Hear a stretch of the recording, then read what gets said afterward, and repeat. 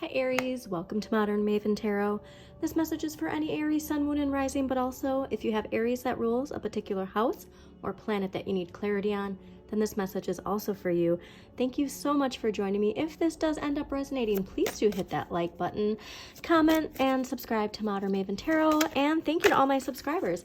Now, Aries, there is a strong message of really taking charge, okay? Especially when it comes to your communication. However, we want to let go of anything related to that communication, our relationship to power and how we communicate, because that full moon in Aries in your sign that's coming soon, at the time I'm recording this, that will be next week that we are going to be having that Aries full moon. And we really want to make sure if there's anything we're holding on to that we can recognize is, I'm almost getting like a broken record or this, repeating of outcomes when it comes to how we communicate and how we choose to take charge with our words and our communication, that when we let go of whatever it is that isn't serving us, that's when emotional renewal comes. And it's a really, really light feeling. I'm just getting a lot of like light, airy energy.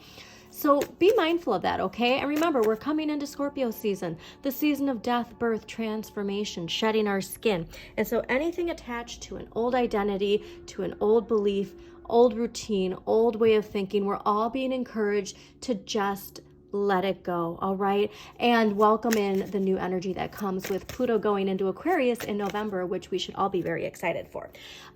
This is definitely connected to your relationships. And look, Mercury and Virgo, how we choose to speak. Now, Mercury is ruled by Virgo and Gemini. Look at Gemini and Mercury and Virgo. So this is very, very strongly connected to understanding the contrast and the differences, how they benefit us, and the discipline in how we choose to communicate. All right. Now, fiery energy can be a little impulsive. So this just feels like a very important message for you this week. And so we're going to get into it. Yeah, look at it's Pluto.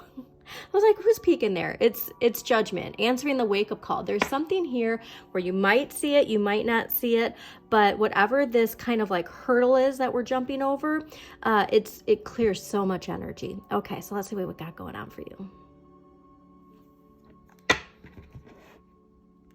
I hope you're feeling lighter. Like I just get this really airy, and it's probably that Pluto energy of just feeling lifted up. A lot connected to this connection of power. What does power mean? What did power mean to you in the past? Perhaps your perception of what it means to be empowered, to be powerful is shifting. Letting go. All right. So I knew that was an important message for you this week, is definitely letting go.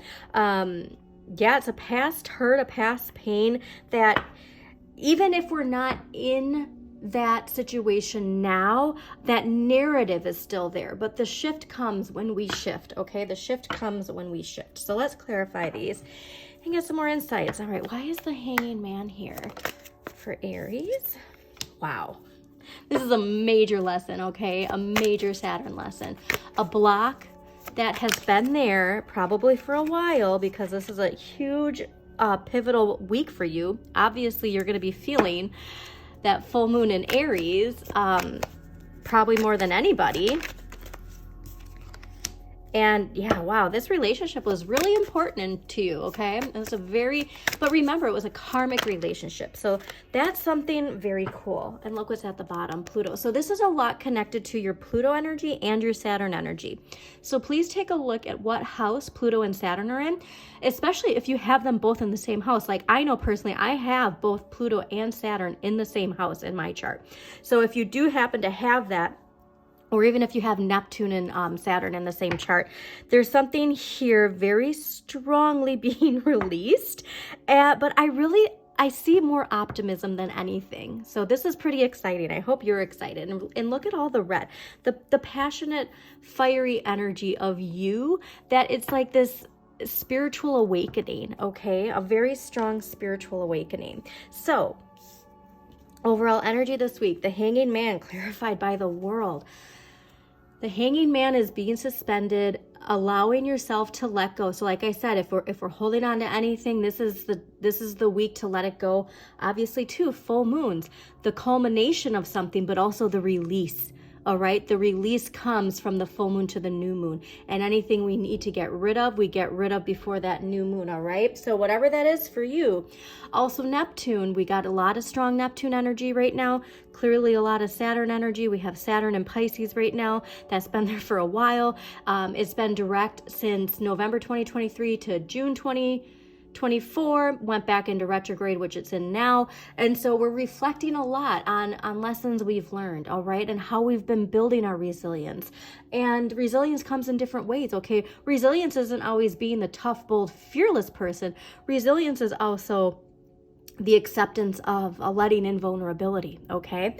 So whatever that lesson is for you, though, congratulations, because this is saying allowing yourself to just let it go, whatever that is for you, is the universe saying congratulations, now you can move on. And actually Pisces got a very similar message, I think last week, of this like same energy of congratulations, you learned this lesson and now it's time to move on to the next chapter. And look at what the next chapter is, what you need more of and what the universe is gifting you. The 7 of Cups clarified by the 9 of Pentacles.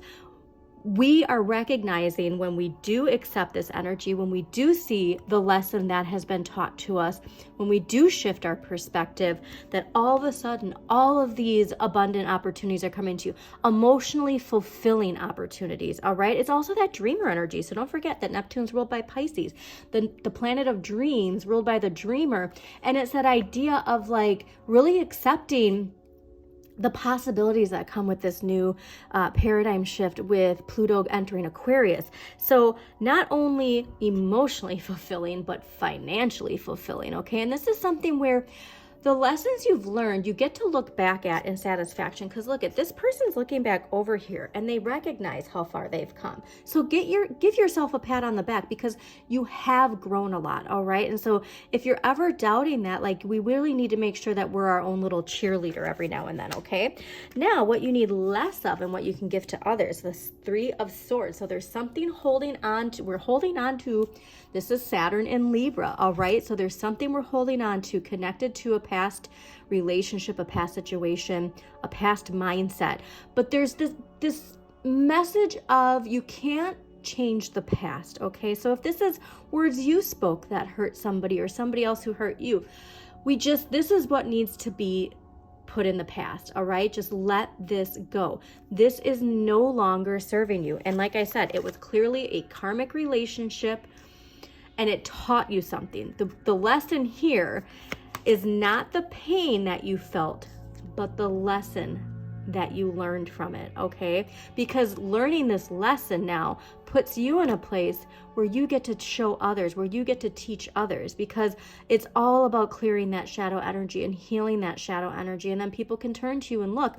Also, what's very interesting actually now, speaking of shadow energy, Libra is your polar natal sign, okay? Libra is the energy that when you can incorporate the light attributes of it, it balances your life, okay? So think about that, the clarity, the fairness, all right? The balance, the structure that is also, that allows, you know, the free-flowing energy. It's the duality, okay? It's the two sides of the scale in perfect balance. And so that's what this is, whatever this is, instead of, like I remember telling you just when this started, the broken record, whatever that broken record is, it's time that we let it go, all right? You have learned this lesson, and this lesson is here for you. And clearly, look at, because they're looking over here like it's time to release this, all right? It's time to release this. This is such an exciting and uplifting reading for you, because again, and I just love how they're all looking back. So this is a great week, especially like I said, with a full moon in your sign that's asking us to let go of anything that isn't serving us. At the bottom, is there something I should let go of that to move forward?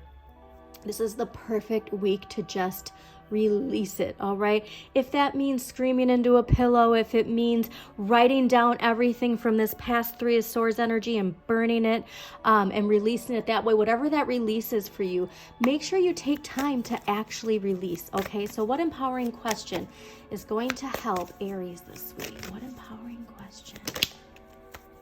Okay. Perfect. I always think, I'm only laughing because every time I see this card, I always think of Zoolander. Who am I? All right. So, who are you, Aries? Okay, because this is at a time in your life when you are reflecting and look, I mean, the color association, always love how the color association is so on point with these cards.